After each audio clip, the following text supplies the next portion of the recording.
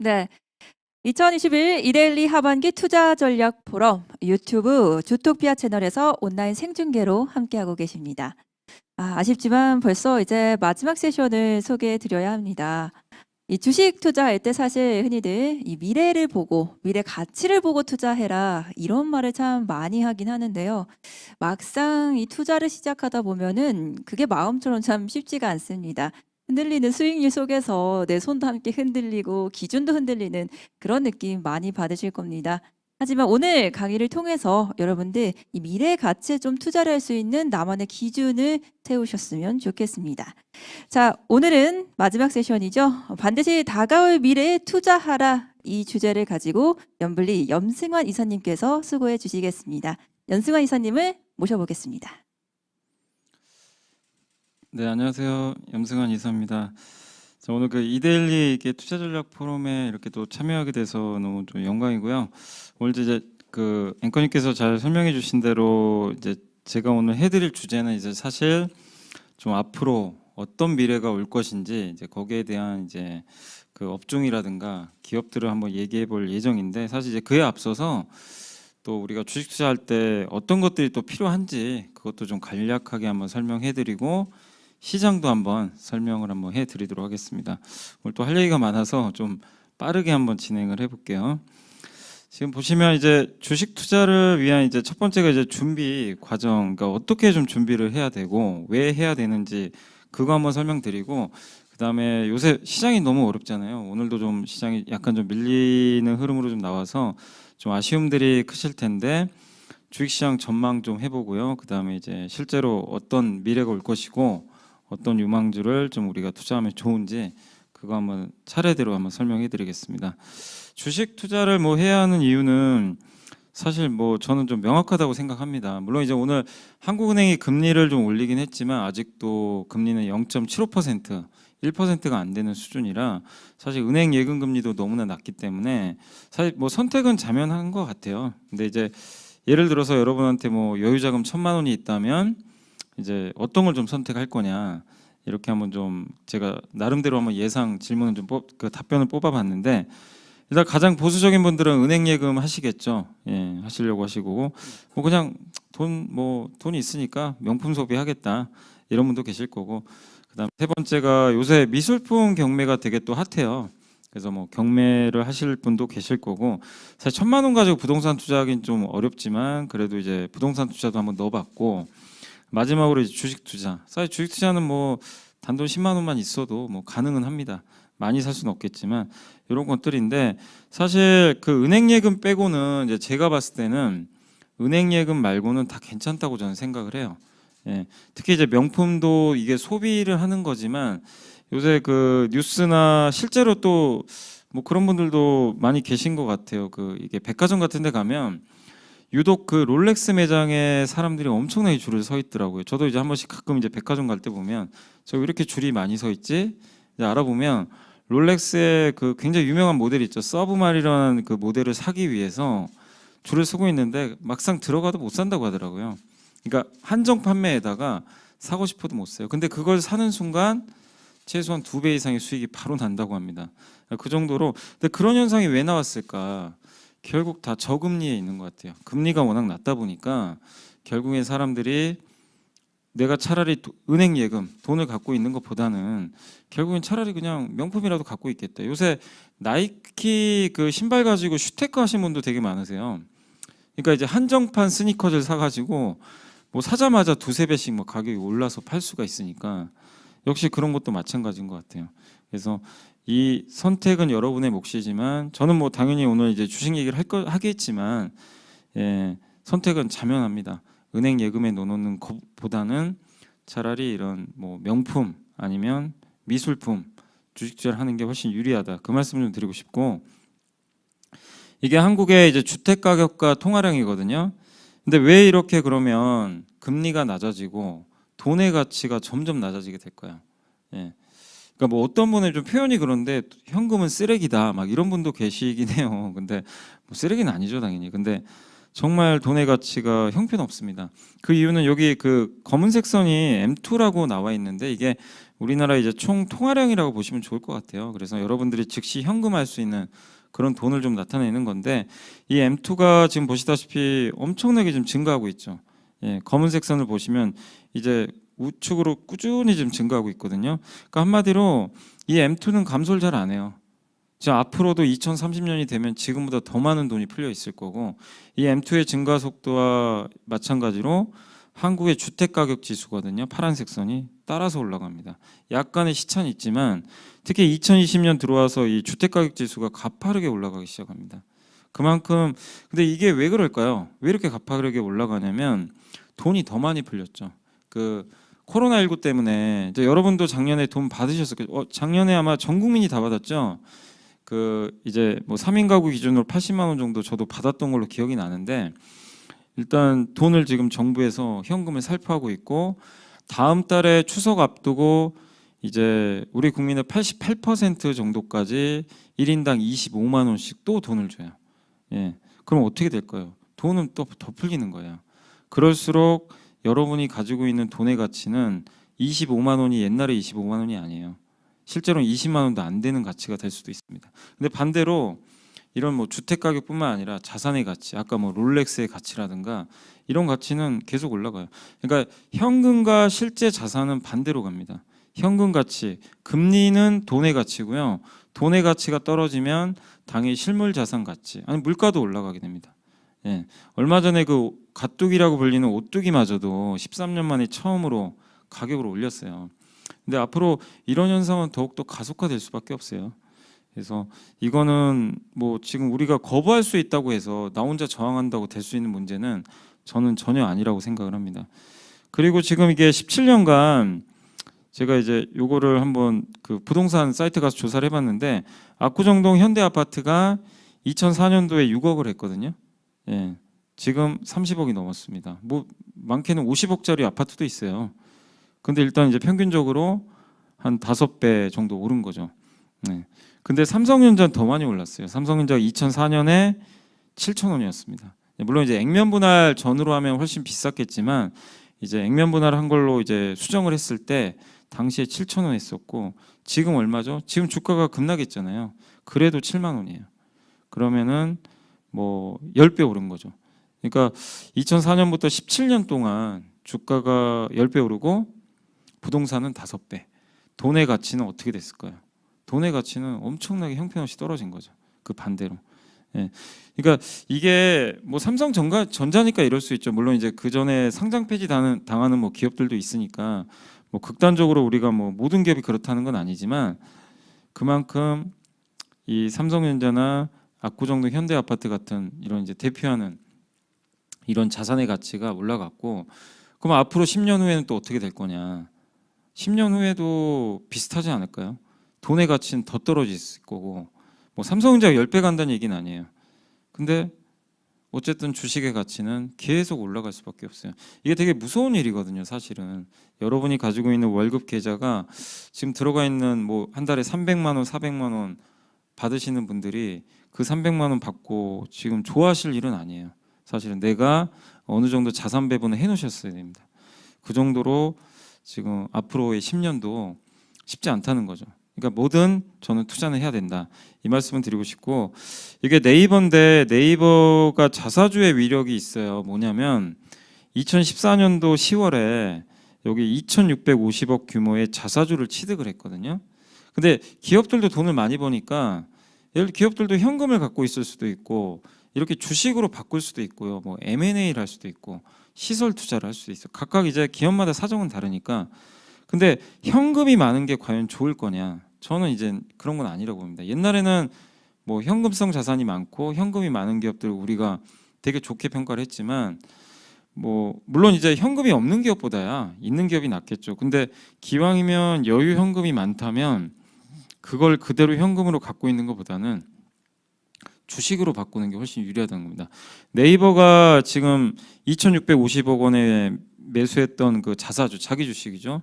그게 2021년으로 제가 이제 계산을 해봤어요. 얼마냐면 7,950원. 그러니까 만약에 네이버가 그냥 그대로 이거를 2,650원을 그대로 갖고 있었다고 생각해 보세요. 그럼 지금 얼마 정도 가치가 있을까요? 뭐 어쨌든 이자 수입은 나왔겠으니까 3천억 정도 됐겠죠. 예. 근데 거의 8천억입니다. 실제 네이버의 자사주 가치가 지금 5조 원이 넘어요. 다 합쳐가지고. 근데 그 5조 원 가지고 지금 뭐 하고 있죠? 그 지분 투자하잖아요. 뭐 얼마 전에 CJ그룹, 이마트 이쪽에 지분 조금만 넘겨주면요, 그 회사들 지분 한 5%를 그냥 가져옵니다. 근데 옛날에 그냥 옛날처럼 그냥 현금만 갖고 있었으면 못하는 거죠. 예. 그러니까 기업들도 지금 자사주를 굉장히 많이 사는데, 여기서 할 수 있는 건 여러분들도 자사주를 많이 매입하는 기업을 사세요. 진짜 그게 맞아요. 그러니까 저도 삼성전자가 좀 자사주 더 많이 매입했으면 좋겠어요. 솔직히 현금보다는 그게 낫거든요. 그걸 매입을 해서 뭐 나중에 M&A 할 때 지분 넘겨주면 됩니다. 사실 네이버처럼. 그래서 자사주를 많이 사는 기업이 앞으로 더 각광받을 수밖에 없다, 현금보다. 그 말씀을 좀 드리고 싶고, 그다음 미국의 이게 M2인데 미국의 통화량입니다. 아까 이제 한국의 통화량도 보셨지만 우리나라랑 비교가 안 돼요. 그냥 수직으로 솟고 있어요. 근데 이거를 이제 테이퍼링이라 그러죠. 수도꼭지를 잠근다 그래서 한 달에 120만 원씩 주던 거를 예를 들면 이제 100만 원, 다음 달엔 80만 원 이렇게 주는 거거든요. 근데 주는 건 주는 거죠. 돈은 늘어나는데 이제 주는 강도를 낮추는 건데, 어쨌든 미국은 아직까지도 한 달에 120억 달러의 채권을 계속 매입을 해가지고 시중에 풀고 있어요. 그 돈들이 이렇게 풀리고 있습니다. 그러니까 코로나 때문에 돈이 더 풀렸어요. 그러니까 이 메커니즘을 투자하신 분들은 꼭 반드시 이해를 하세요. 나중에도 어떤 위기가 또 올지 모르겠지만, 나중에라도 금융위기가 올지 또 이런 코로나급 위기가 올지 모르지만, 그때 주식시장을 절대 떠나서는 안 되고 계속 붙어 있어야 되는 게, 그렇게 되면 또 돈을 풀어요. 전 세계 정부가 돈을 막대하게 풉니다. 그래서 작년에 제가 제일 많이 질문을 들었던 게, 왜 이렇게 경기가 안 좋은데 시장은 자꾸만 올라갑니까? 이 질문을 정말 많이 받았어요. 이제 주식 투자 처음 하신 분들 이해가 안 가는 거죠. 경기가 좋아야 시장이 좋은 걸로 알고 있는데 그거 전혀 안 맞았잖아요. 예. 그래서 이렇게 그 원인은 이 돈이 풀렸기 때문입니다. 경기는 안 좋지만 돈이 막대하게 풀리니까 반대에 있는 그 주식의 가치, 부동산의 가치가 솟아버린 거죠. 예. 그래서 향후에도 돈이 많이 풀린다는 거는 주가에는 굉장히 긍정적인 요소다라고 생각을 해주시면 좋을 것 같고, 그다음 한국의 주택 가격과 이게 코스피 지수거든요. 보시면 주택 가격도 올라가고 코스피도 지금 올라가는데, 근데 이게 주식 투자를 왜 어려워하시냐면, 이 검은색 선 보시면 난리가 났죠. 예, 그러니까 파란색 선은 꾸준해요. 사실 변동성도 별로 없어요. 그러니까 부동산은 뭔가 불패 신화라는 게 좀 믿겨질 정도로 굉장히 좀 편안하게 올라가는데, 우리 한국의 코스피 지수는 정말 뭐 널뛰기입니다. 이게 뭐 난리도 아니에요. 그리고 올해 코로나 터졌을 때 작년에 지수가 1400까지 또 빠졌다가 가다 보니까, 근데 뭐죠?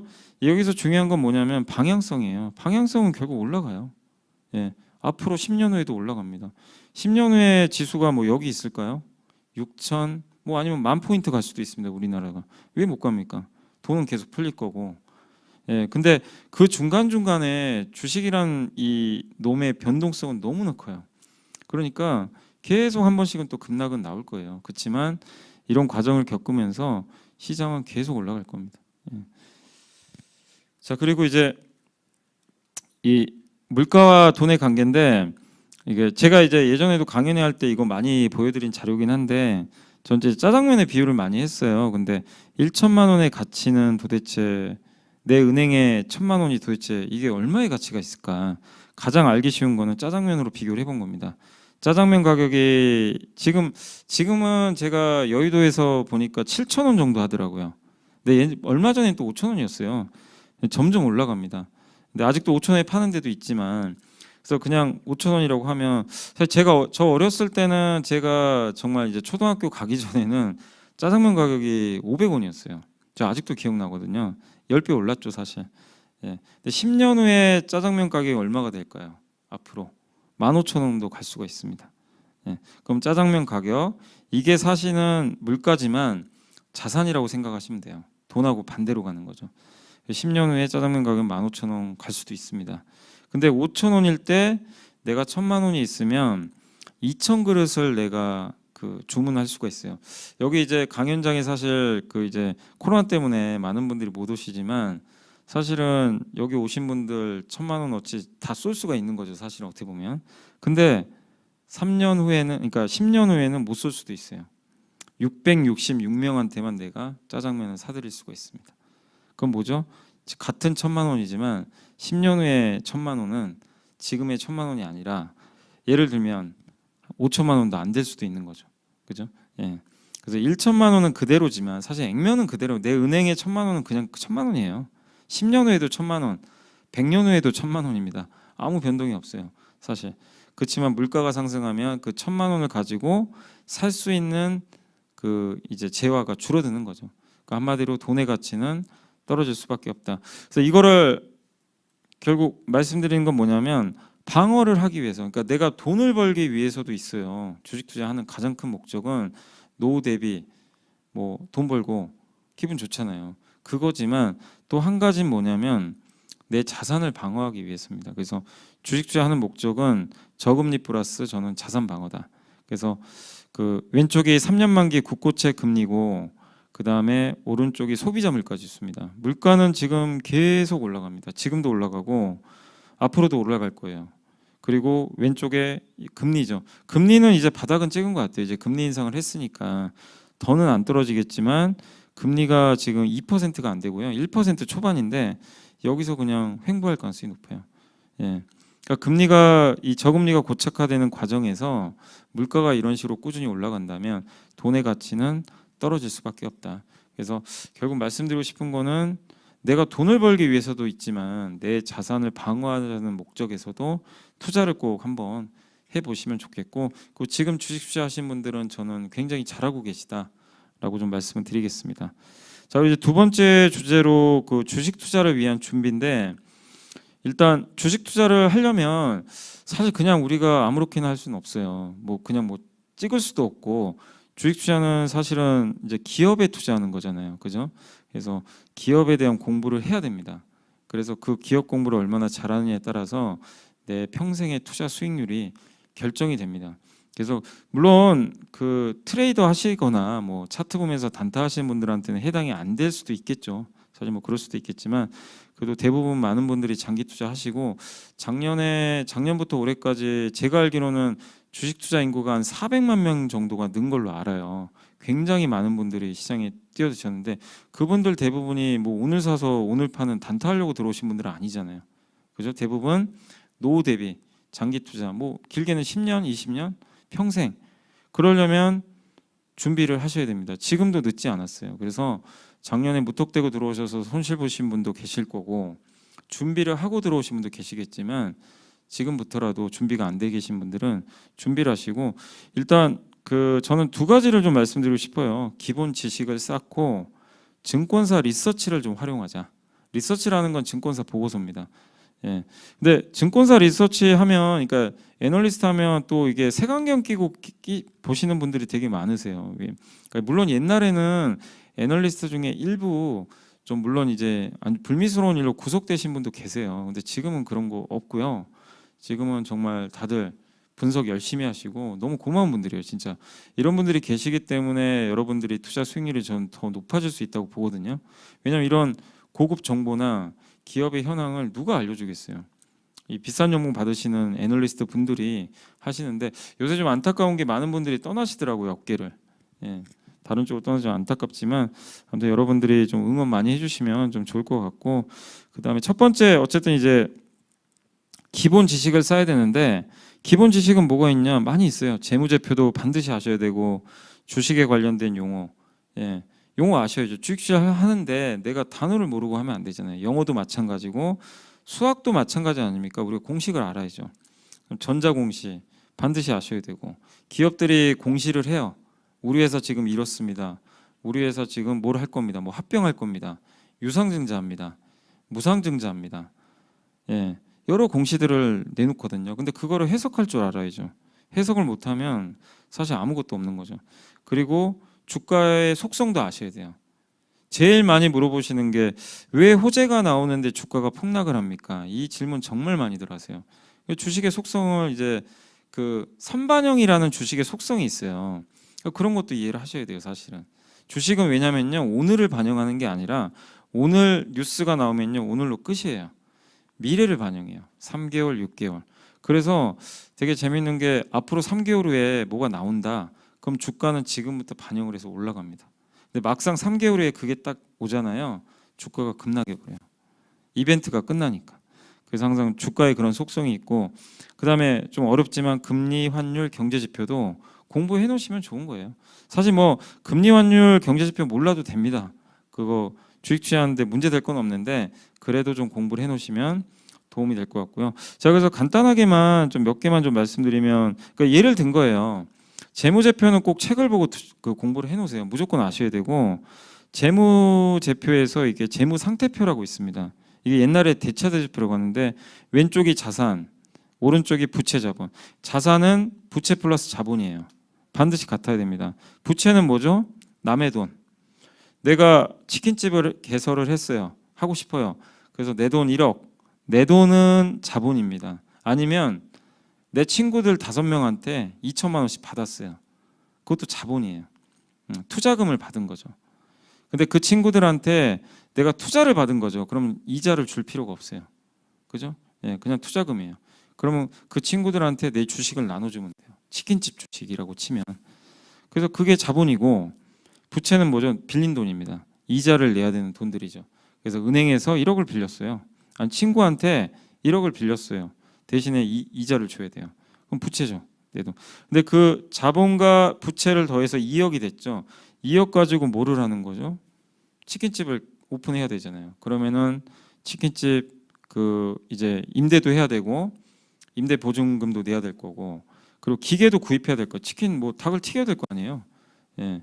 그런 것들, 거기 관련된 여러 가지 비품들, 이런 것들이 다 자산입니다. 이 자산이 뭐냐면 결국 부채 플러스 이 자본, 요건데 이 자산을 가지고 내가 향후에 돈을 벌 수 있는 거잖아요. 치킨을, 그러니까 닭을 튀겨 가지고 판매를 해서 나중에 이익으로 돌아오겠죠. 그게 자산이에요, 사실은.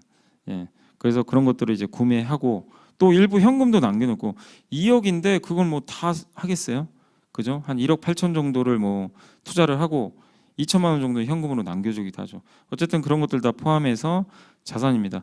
여기 안에 뭐 세부적으로 뭐 재고 자산, 매출 채권 뭐 이런 거 있는데, 제가 뭐 오늘은 이걸 강의하려고 하는 건 아니니까 이 정도 개념들은 여러분들이 이제 딱 그 재무제표를 보는 순간 아셔야 돼요. 이건 기본입니다. 돈 벌려고 하는 게 아니라 재무제표는 읽을 줄은 아셔야 돼요.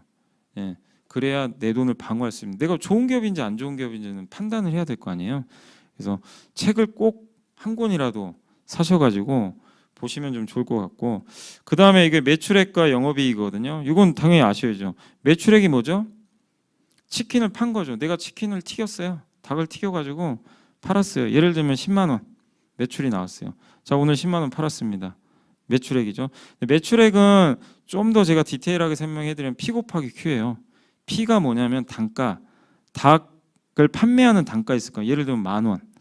그러면 오늘 10만 원 매출 나왔으면 Q는 물량입니다. P 곱하기 Q. 물량이 얼마죠? 10개 판 거죠.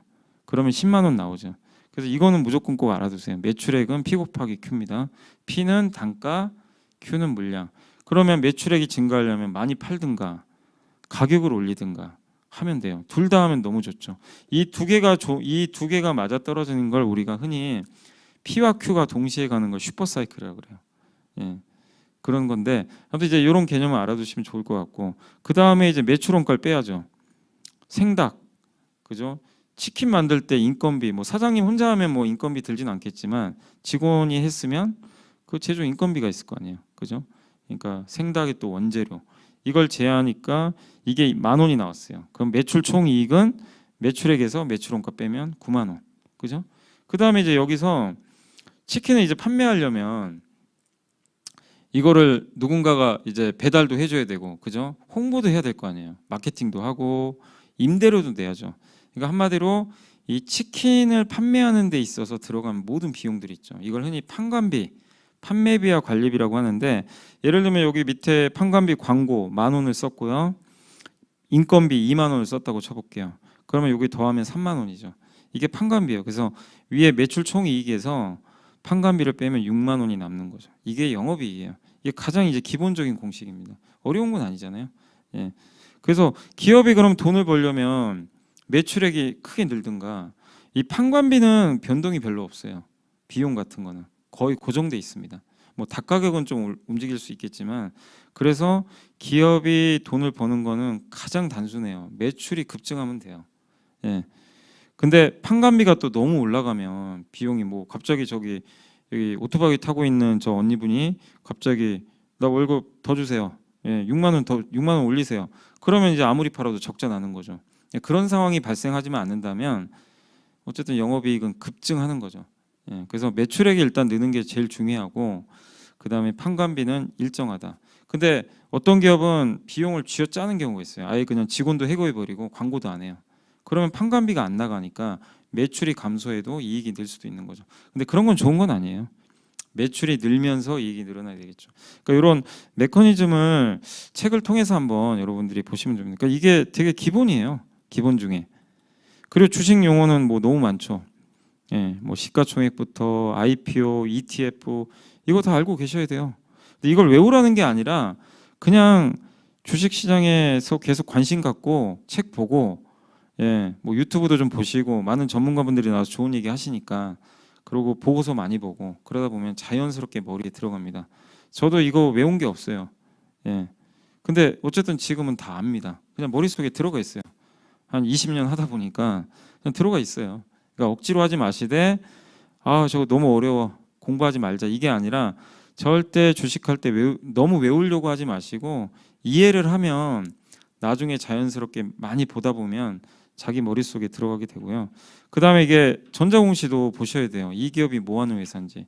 적어도 사업보고서 상에 제가 이제 간략하게 이제 발췌해 왔는데, 이게 CJ 제일제당이거든요. 사업의 내용 보시면 이 CJ 제일제당이 뭐 하는 회사인지 딱 회사 그 담당자가 아주 친절하게 알려줍니다. 우리 회사 이런 거 하고 있습니다. 지금 사업의 식품 사업인데 예를 들면 1인 가구 수가 증가하면서 가정 간편식 시장이 커지고 있습니다. 이제 이런 것들을 적어주는 거예요. 그리고 비비고 브랜드를 국내 글로벌 대형 브랜드로 육성하고 있고, 실제 비비고 만두가 연매출이 1조 달성했죠. 예, 그리고 냉동식품 가공 피자 회사예요. 미국의 쉬안즈라는 회사를 인수를 했죠. 이런 것도 밑에 나와 있어요. 예, 근데 이걸 보시다가 아 이게 좀 궁금해요. 쉬안즈가 뭐 하는 회사지? 좀 더 궁금한데, 그럼 회사로 전화를 하세요. 이 회사 뭐 하는 회사입니까? 좀 알려주세요. 돈은 버나요? 뭐 예를 들면 이걸 인수한 이유가 뭐예요? 예, 현금 흐름에 문제 없을까요? 이렇게 큰 기업이 인수하면 이런 것들을 물어보시면 돼요. 그러면 이런 거를 당연히 알려줍니다. 예, 이런 거 알려줘야죠. 예, 주식 담당자의 또 업무니까. 그래서 이걸 통해서 전화도 해보시고 그러면 기업을 더 자세히 알 수가 있겠죠. 그래서 보시면 되겠고, 또 주가의 속성이 있어요. 이것도 알고 계셔야 됩니다. 수요와 공급의 법칙. 이게 가장 단순한 주가의 상승 하락 원리인데, 수요, 주식을 살려는 매수자가 많고, 이게 너무나 간단한 거죠. 우리 뭐 경제 교과서에 다 나오는 거지만 이게 정답 아닙니까?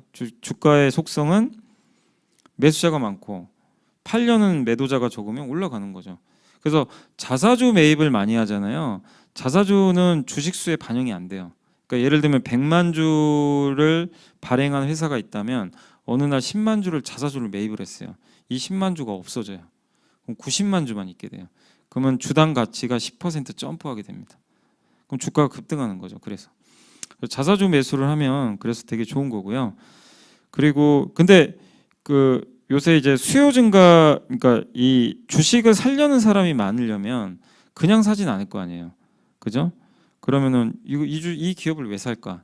수요 증가하는 거는 기업의 이익이 증가하니까. 이익 증가. 이 기업이 성장할 거야. 요새 메타버스 관련주 정말 많이 가잖아요. 고성장. 또 친환경 회사들. 그걸 보고 이 회사 성장할 것 같은데, 그러면 갑자기 사람들의 시선이 바뀌면서 매수를 하려고 하겠죠. 수요자가 늘고, 아니면 주식시장이 너무 좋아요. 그러면 그냥 보고 구경만 하고 있던 사람들이 시장 너무 좋아서 사야 되겠다. 막 사는 거죠. 그리고 금리가 낮으니까 아까 말씀드린 대로 저금리니까 굳이 은행에 넣을 필요 없죠. 그런 분들이 시장에 들어와서 주식을 사니까. 그러니까 수요가 증가하는 요인들은 되게 다양합니다. 그리고 공급이 감소하는 거. 아까 말씀드린 대로 주식수가 줄면 돼요. 자사주 매입 아니면 자사주를 없애버리는 거. 자사주를 매입한다면 어떤 기업들은 아예 없애버려요. 그냥 삼성전자가 실제 그걸 많이 했거든요. 그러면 주식이 수가 영원히 없어져 버리는 거죠. 그만큼. 그리고 배당을 늘려주면 좋은 거고, 예, 배당 증가도 당연히 있을 거고, 대주주가 매수하는 거. 왜 대주주가 매수하면 좋냐면 대주주는 주식을 쉽게 안 팔아요. 장기 투자하는 거죠, 사실은. 그래서 대주주 물량도 유통 물량에는 사실 포함이 잘 안 됩니다. 대주주가 자기 주식을 계속 매수를 하는 건 되게 좋은 겁니다. 그리고 장기 투자할 때 세제 혜택을 준다. 그러니까 많은 분들이 주식 투자를 하신 다음에 기업을 매수한 다음에 이제 다음 날 팔려고 하신 분도 계시고, 다음 날 한 3%만 먹고 나오자 이런 분도 계실 거고, 나는 10년 이상 투자할래 이런 분도 계시겠지만, 장기 투자할 때 세제 혜택을 줘요. 만약에 이거 줄 가능성이 높아요. 정부에서도 예전에 작년인가 한번 언급을 했는데, 그러면 단기 투자하는 것보다는 장기 투자가 세제 혜택을 주면 나는 좀 빨리 팔려고 그랬는데 안 팔 수도 있는 거죠. 그러면 공급이 주는 거죠.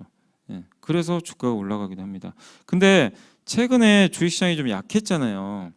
그 가장 큰 이유가 뭐라고 생각하실지 모르겠지만 여러 가지 있어요. 뭐 삼성전자 메모리 겨울이 온다 이런 것도 있었고, 델타 변이 바이러스 우려, 테이퍼링. 근데 또 결정타는 저는 IPO였다고 생각을 해요. 지금 시장에 너무 기업 공개가 많아요. 카카오뱅크, 크래프톤. 기존에 우리나라에 지금 2,200조 시장이거든요. 한국은. 여기에 갑자기 두 개 합쳐서 100조짜리 회사가 딱 들어온 거예요. 그러면 공급이 늘어나요. 주식수가 느는 거죠. 그러면 주당 가치는 떨어져요. 예, 수급이 분산되고. 그러니까 공급이 증가해서 빠진 거예요, 사실은 우리나라. 그러니까 이 주가의 속성을 아시면 왜 지금 시장이 하락했는지도 명확하게 그림이 나오거든요. 예. 그러니까 요거 말고도 되게 많아요, 속성은. 근데 이런 것들 한번 공부해 보시면 좋겠고, 그 다음에 금리, 환율, 경제 지표. 이게 미국의 그 파란색 선이 있죠. 저게 금리입니다. 실질 금리. 예. 물가 상승률 이제 고려한 실질 금리인데 저게 엄청나게 떨어지고 있죠. 18년도 말을 고점으로 해서 쭉쭉쭉 빠집니다. 2018년도 말에 무슨 일이 있었냐면 미국이 금리를 계속 올렸어요. 그러다가 금리 인상이 끝나냅니다. 그리고 지금 제로 금리까지 갔죠. 실질 금리가 떨어지고 미국의 S&P 500 지수는 쭉 올라가죠. 그래서 금리가 떨어질 때 보통 시장이 가파르게 올라가는데, 물론 금리 오를 때도 올라가는 경우도 많아요. 예, 그러니까 100%는 아니지만 미국의 금리들 우리가 항상 체크를 해야 되고, 그 다음에 이거는 뭐냐면 한국의 수출이에요. 예, 한국의 수출과 코스피인데 보시다시피 수출 검은색 선이 이 검은색 선이 우리나라 지수입니다. 지수고 파란색 선이 수출 데이터입니다. 느낌이 어떠세요? 똑같이 가죠 거의. 그러니까 지금도 우리나라 시장이 잘 버티는 게 수출이 너무 좋기 때문이에요. 그러니까 수출과 우리나라 코스피는 동행하는 거죠. 그러니까 이런 지표들을 공부를 해놓으시면 좀 더 명확하게 시장을 해석할 수 있겠죠. 그리고 이제 그 증권사 리서치를 이용한 이제 주식 투자라고, 저 같은 경우는 이제 그 기업을 어떻게 좀 분석을 하냐면, 이제 발굴을 하냐면 먼저 산업 분석부터 해요. 순서를. 우리나라는 트렌드가 되게 유행을 많이 하거든요. 그러니까 얼마 전에도 메타버스 가니까 그 관련 기업 다 가잖아요. 2차 전지, 그죠? 수소차. 그래서 먼저 산업을 분석해야 됩니다. 그리고 산업 분석을 한 다음에 이제 아이디어를 좀 얻는 거죠. 그러니까 산업 분석을 보고, 예를 들면 이런 거예요. 좀 제가 최근에 봤던 것 중에서, 지난주에 봤던 것 중에서 차량용 소프트웨어 산업 분석 보고서가 나온 게 있어요. 요새 많이 나오는데 좀 생소하더라고요. 읽어봤어요. 우리가 자동차 하면은 맨날 부품사 아니면 전기차 이런 것만 생각을 하고 있잖아요. 근데 그걸 떠나서 이 자동차에 들어가는 소프트웨어 시장이 커진대요. 테슬라가 그걸 보여줬죠. 테슬라는 차를 팔아서도 돈을 버는데 거기 들어가는 무선 업데이트, 그 다음에 자율주행 솔루션이 탑재돼 있잖아요. 그걸 가지고 월 한 달에 얼마씩 돈을 받아요. 그러면 새로운 수익이 창출되죠. 그래서 지금 막대한 돈을 벌기 시작하고 있습니다. 소프트웨어를 탑재를 해가지고 기존에 없는 수익을 내기 시작한 거예요. 그러니까 이거는 이걸 읽는 순간 이 자동차 회사들이 다 이렇게 되는 거 아닌가? 이걸 우리가 이제 아이디어를 얻을 수가 있어요. 그러면 자동차 회사를 딱 봤을 때, 그러면 이 차량용 소프트웨어 만드는 회사가 뭐가 있을까? 바로 이제 찾아봐야 되는 거예요. 물론 보고서에는 나와 있어요. 예. 그러니까 우리나라에서는 가장 대표적인 회사가 제 기업을 말씀드리면 현대오토웨이버입니다. 그 회사가 현대차 그룹의 소프트웨어 3사랑 합병을 했어요. 작년에. 예. 우리나라에서 이제 거의 좀 유일무이한 회사 중에 하나죠. 그러면 산업 분석을 통해서 아이디어를 얻고 기업이 뭔지 찾아서 그럼 전자공시 들어가서 기업을 분석을 하세요. 모르면 회사에 전화하시고 지금 어떤 상태입니까? 예. 이게 이제 섰으면 내가 공부가 끝났어요. 그럼 투자하면 되는 거죠. 예. 언제까지? 언제까지인지는 답은 없어요. 그건 여러분의 몫이고 다만 장기 투자할 수 있는 거죠. 그러니까 이런 베이스대로 투자를 하시면 실패 확률이 되게 떨어져요. 사실. 그래서 요거는 그 실제 예인데 5월 25일 날 대신증권에서 나온 보고서예요. 미용 의료기기. 제가 사실은 이 보고서를 보고 미용 의료기기 시장이 이제 엄청 커지겠구나. 이거 이쪽에 투자하시는 분들, 그러니까 이쪽 산업 자체가 굉장히 커질 수 있겠구나. 그걸 좀 많이 느꼈거든요. 그래서 요게 이제 그 산업분석 보고서 보면 미용 의료기기입니다. 미용 의료기기 시장이 수요 회복은 시간 문제다. 코로나 때문에 안 좋았거든요. 앞으로 좋아진대요. 근데 사람들이 자기 얼굴에 관심이 많잖아요. 미용 성형 시장. 그러니까 아예 이런 그 미용 의료기기를 한 번도 안 쓴 사람들은 있어도 한 번만 사용한 사람은 없대요. 예를 들어 이제 피부 주름 개선해 주는 보톡스라든가 요새 이제 초음파 같은 걸로 리프팅 하잖아요. 그런 분들 중에 한 번 한 사람은 반드시 반복적으로 하게 돼 있대요. 효과가 너무 좋으니까. 시장이 엄청 커지는 거죠. 예. 그래서 이게 우리나라만 커지는 게 아니라 여기 보면 글로벌 시장도 성장하고 있다고 합니다. 그래서 이걸 이제 용어로 에스테틱이라고 하는데 높은 밸류에이션. 이렇게 시장이 전방 산업이 열리잖아요. 그러면 엄청나게 높은 PER을 주게 돼 있어요. 밸류에이션이 올라가요. 주가 많이 가는데 여기 밑에 이제 친절하게 종목까지 알려줍니다. 이게 맞다는 건 아니에요. 근데 이것만 보고 매수하시면 안 되고 이 장문의 보고서를 반드시 여러분들이 프린트를 하시든 읽어보세요. 그러면 아이디어가 떠오를 거예요. 아, 이거 투자해야 되겠구나. 예. 저는 이게 주말에 한번 다 읽어봤거든요. 굉장히 긴 보고서예요. 근데 여기에 이제 이런 내용들이 나와 있어요. 실제.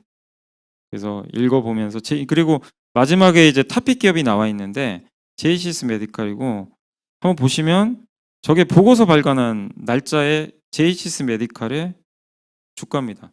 당시 이제 보고서 딱 뜨니까 이제 당일날 주가 급등했죠. 그때 살 필요는 없어요. 근데 한번 또 조정을 해주죠, 며칠 후에. 그리고 나서 어떻게 됐느냐? 시장이 많이 흔들렸는데도 주가가 80% 급등했습니다. 지금도 잘 안 빠져요. 구조적으로 성장하니까. 이거를 우리가 어떻게 알겠어요? 여러분들이. 그래서 증권사 리서치 보고서를 여러분들이 잘 참고를 해주세요. 매일매일 나와요. 나오는데 기업 분석 보고서부터 보지 마시고 이런 장문의 산업 분석 보고서가 하루에 하나 정도는 나와요. 안 나올 때도 있어요. 근데 그 보고서가 나오면 반드시 프린트를 하셔가지고 읽어보세요. 그게 다 여러분들 수익률을 결정짓는 장기 수익률을 결정지을 수 있는 정말 좋은 수단이거든요. 그래서 하시고 매일매일 반복해서 이런 공부해 나가시면 저는 뭐 성공할 수 있다고 생각합니다. 자, 시간이 좀 많이 지났는데 이제 다음은 그 국내 주식시장 전망하고 제가 기업들 몇 개만 이제 또 언급을 해드릴게요. 자, 국내 주식시장 보면 지난 6년간 박스권이었죠. 예, 지난 6년, 아니 그러니까 그 예전에 6년 동안 이제 박스권 2010년부터 시장이 이제 계속 행보를 하다가 2017년 딱 1년 올랐어요. 오르고 이때 왜 올랐냐? 삼성전자 때문에 하이닉스랑 반도체 슈퍼사이클이 한번 나왔어요. 근데 너무 안타깝게 1년 만에 꺾였어요. 왜냐? 미중 무역 분쟁이 터져가지고 2년 동안 이 트럼프 대통령 때문에 한국 시장은 고통을 받게 됩니다. 2년 하고 그 다음에 지금 1년 3개월 동안 시장이 올랐어요. 그러니까 지금 쉬는 거는 이상한 건 아니에요. 단기에 워낙 많이 올랐기 때문에 증시가 쉬어가도 뭐 전혀 이상한 게 아닙니다. 그리고 최근에 이제 증시 급락 이유는 여러 가지가 있죠. 아까 제가 말씀드린 대로 신규 상장 기업들이 많은 것도 있고요. 장기 상승 부담, 외국인의 순매도, 뭐죠? 윈터 이즈 커밍, 겨울이 오고 있다. 메모리 반도체 이제 고점 찍었다. 미국과 중국의 경기 둔화 우려, 긴축 이슈. 그러니까 이게 좀 컸던 게 뭐냐면 미국과 중국의 경제 지표가 지금 안 좋거든요. 근데 애가 지금 아파요, 막. 시름시름 아프면 약을 줘야 될 거 아니에요. 약을 주든가 엄마 아빠가 보살펴 줘야 되는데 그게 아니라 나 몰라라 하고 있어요. 야, 너 좀 혼자서 좀 뭐 좀 잠을 자든가 좀 쉬어. 예. 그러니까 엄마 아빠가 그냥 방관하고 있는 거죠. 그러니까 시장이 이제 시장을 아이라고 하면은 아이가 울어버린 거예요. 이제 짜증 나 가지고. "나 좀 관심 좀 가져 달라. 나 지금 몸 아프거든." 이러고 있는데 지금 연준이 부모예요. 부모는 그냥 우리 정상적으로 "너 어차피 이제 좀 지나면 괜찮아질 거야. 예. 우리 그냥 하던 대로 하자." 예. 이래 버리니까 이제 놀란 거죠, 시장이. 그래서 증시가 발작한 거예요. 이거를 이제 흔히 뭐 테이퍼 텐트럼이라 그래요. 2013년도에도 한번 그랬었고, 그래서 그런 긴축 이슈. 그러니까 몸은 아픈데 돌봐줘야 되는데 그냥 나몰라라 하니까 시장이 좀 이제 움찔한 거죠. 근데 이제 긴축을 할지 안 할지 모르지만 시장에서는 또 긴축하는 게 결국 이제 기정사실화 되고 있는 것 같습니다. 이런 여러 가지 요인들이 한 번에 겹쳐가지고 한국 주식시장이 그냥 급락해 버린 거예요. 근데 보시면 이게 KB증권의 이제 7월 월간 전략 이제 보고서를 제가 이제 좀 발췌를 해온 건데 되게 의미가 있는 게 뭐냐면 그 우리나라 지금 보시면은 여기 이제 뭐 차트를 보신 분들은 아시겠지만 PBR입니다. 요 빨간색 화살표로 이렇게 돼 있는 게 PBR이고 한국의 PBR이 이제 자산 가치 대비해서 지금 몇 배냐 이걸 나타내는데 최고점이 1.98배까지 간 적이 있어요. 예. 당시에 2000년 초반에 중국 버블 생길 때 1.98. 그리고 우리나라가 80년대에 한번 엄청난 상승이 온 적이 있어요. 그러니까 우리나라가 대세 상승이 3번 정도 크게 나왔거든요. 그때가 80년대 후반 3저 올림픽 열릴 때. 그다음에 중국 호황. 중국이 또 그때 올림픽 할 때입니다. 중국 버블로 한번 폭등. 1000에서 2000까지. 아, 1000이 아니라 맞아요. 500에서 2000까지 갔어요. 그리고 2번이거든요. 세 번째인데 그때 대부분 고점이 PBR 기준으로 1.8배에서 고점 찍고 끝났어요. 예. 근데 공통점이 있어요. 다 달러 약세. 지금은 물론 달러가 좀 강해지긴 했지만 전체 기조상으로는 달러가 약세거든요. 예. 근데 지금 PBR이 지금 1.3배 정도 됩니다. 거기서 좀 막 흔들려요. 그 정상적이에요. 옆에 보시면 지수 올라갈 때도 한 번에 갔나요? 난리를 치고 갔죠. 근데 만약에 진짜 1.8배까지 진짜 간다면 코스피는 얼마까지 가느냐? 그러니까 이번 상승장의 최종 목적지는 이거대로 하면 4,500이 갈 수도 있는 거예요. 그러니까 이거는 그냥 과거 수치니까 이대로 간다는 건 아니지만 그럴 수도 있다는 거죠. 근데 전제 조건은 달러가 약해야 돼요. 달러가 강세로 가면 이건 안 맞습니다. 그걸 염두에 두시고 그다음에 지금 2008년 금융위기 이후로 이게 코스피 흐름인데 왼쪽 편이 2008년도예요. 당시에 지수가 급등하고 나서 1년 동안 올랐는데 9개월 동안 옆으로 갑니다. 9개월 왼쪽 편에 보시면 그리고 2차 상승 나와요. 지금 어떻죠? 15개월 동안 올랐어요. 그리고 7개월 동안 쉬었어요. 그러면 과거로 대입을 해보면 2달 정도 쉴 수도 있습니다. 그죠? 예, 2달 정도는 여기서 쉴 수도 있어요. 그러니까 이게 지금의 조정은 이상한 게 아니에요.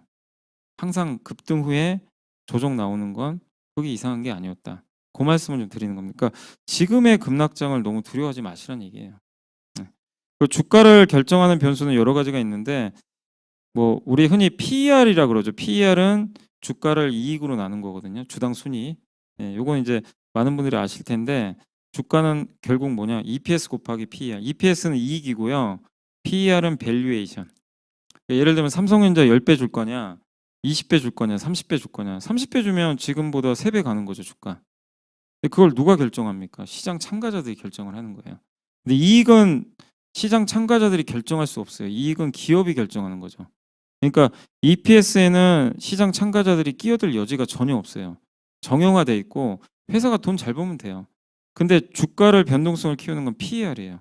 이거는 기업이 결정하는 게 아니라 시장 참가자들이 야 테슬라 1000배 줘. 예, 1000배 줘도 뭐 그래 줘도 돼 성장하니까. 카카오 100배 주자. 근데 KB금융 20배 주자. 아무도 동의 안 할걸요. KB금융 은행주를 PER 20배를 준다고? 예, 말이 돼? 지금 은행주가 PER 5배밖에 안 돼요. 누가 결정해요? KB금융이 결정한 게 아니잖아요. 그죠? 예, 시장 참가자들이 결정하는 거예요. 그래서 이 EPS와 PER로 결정이 돼요. 이게 둘 다 올라가면 주가는 급등하는 거죠. 그래서 왼편에 PER은 그럼 어떤 걸로 결정이 많이 되냐면 금리, 달러와 심리 이런 이제 투자 심리도 작용하고 유동성이 중요합니다. 그러니까 증시를 볼 때 유동성이 풍부하면 PER이 올라가게 돼 있고요. 관대해지고 이제 펀더멘털은 EPS죠. 주당 순위, 이익과 수출. 여러분도 아시겠지만 이익과 수출은 단단하니까 사실 우리나라 증시를 이제 결정하는 거는 저 PER, 유동성이라고 보시면 좋을 것 같고 이게 지금 유동성을 좀 위축시키는 요인 중에 하나가 긴축 이슈예요. 자꾸 테이퍼링 한다. 연말 아닌 11월에 시작한다. 내년에 한다고 그랬다가 갑자기 11월에 하니까 PER이 낮아졌어요. 실제 올해 1월 달에 우리나라 증시 PER이 15배였거든요. 지금 몇 배인 줄 아세요? 지금 10.5배밖에 안 돼요. 퍼가 낮아졌어요. 시장 참가자들이 PER을 높게 안 줘요. 이거 좀 문제가 생길 것 같다. 이래가지고 그런 것도 좀 있습니다. 그리고 미국의 긴축 이슈가 있었을 때 S&P 500 지수예요. 예. 근데 너무 걱정하지 마세요. 미국의 긴축 이슈가 이렇게 있어도 그러니까 테이퍼링, 금리 인상 이렇게 많이 했어요. 그런데 증시는 계속 올라갔어요. 긴축에 놀라지 마세요. 그리고 환율, 물론 환율이 좀 최근에 1180원까지 갔지만 일시적일 가능성이 높아요. 예. 너무 걱정할 필요 없고 달러화 지표도 지금 달러화가 올라가긴 하지만 전반적인 그림은 달러는 좀 약세 쪽으로 보고 있습니다. 그 대외 변수도 뭐 여러 가지 있지만 좀 안정적이에요. 시장이 그렇게 뭐 걱정할 부분은 아닙니다. 그리고 고객 예탁금 늘어나죠. 개인들의 순매수 여력도요. 과거랑 대비해서 좀 많이 남아 있어요. 제가 시간이 없어서 좀 빨리 좀 할게요. 그리고 기업들의 이익도 2021년, 22년으로 갈수록 계속 늘어납니다. 예. 기업 이익도 전혀 문제될 건 없어요. 그죠? 그리고 운임 비용이 많이 올라가는데 이것도 점점 떨어지기 시작해요. 한국의 수출 역대 최고입니다. 예. 그래서 이런 펀더멘탈은 전혀 이상 없어요. 이걸 본다면 제가 이제 그리는 코스피 지수 전망인데 EPS가 지금 왼쪽에 290 맨 밑에 있고 저는 적정 PER은 13배 정도 보거든요. 그렇게 보면은 3,770 정도는 충분히 갈 수 있다. 저는 그렇게 보고 있습니다. 자, 그리고 마지막으로 이제 투자 유망 산업인데 간단히만 설명드리면 요거는 이제 투자 유망한 산업들이에요. 뭐 앞으로 다가올 미래, 공급이 정상화될 때 또 경제가 정상화되면 면세점, 카지점도 좋아질 거고 또 정부 정책이라든가 또 아니면 아까 말씀드린 의료기기 같은 구조적 성장주. 그리고 미국과 중국이 분쟁하잖아요. 그래서 결국에는 이제 미국에 공장을 많이 지을 때 인건비 때문에 스마트 팩토리 많이 할 거예요. 그런 것도 있고 신기술, 메타버스, 자동차 소프트웨어, 대체육, 바이오 플라스틱도 있고 그다음에 고배당주들도 있죠. 그리고 가장 최악인 업종도 보시면 좋아요. 그게 바로 저비용 항공사. 뭐 망해 가잖아요.